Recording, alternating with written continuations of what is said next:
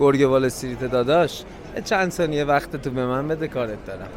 میخوام 2 دسته کاسب بهت معرفی بکنم. کاسب شماره 1 نقره رو میاره این گوشه موشه های مسجد شاه. خب اما ازش میخره، بهش هم ساچمه میده به اسم 4 تا 9 ولی واقعیتش 995. خب یا نهایتا اگر بخواد برات واریزی انجام بده 2 روز زمان میبره. یه روز شبات گم میشه، فرداش هم که دیگه حالا خدا کریمه ببینیم چیکار میکنیم. اگر اومد تو حسابت 5 تومن 5 تومن 10 تومن 10 تومن، یکی میاد تسبیح میخره، یکی میاد نمیدونم انگشتر میخره، یکی یه کاری میکنه، اونا میاد میخوره تو حساب شما.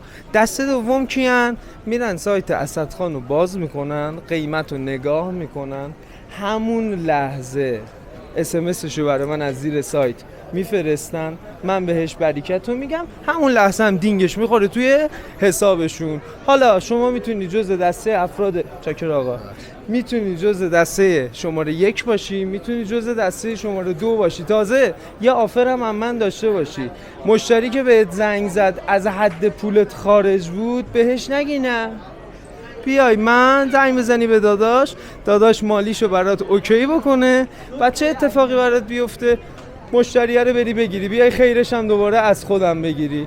تمام، به همین راحتی. حالا تو انتخاب میکنی دسته 1 باشی یا دسته 2 باشی. ما هم زیارتمون رو کردیم، طوافمون رو کردیم، کارمون تموم شد، خداحافظ.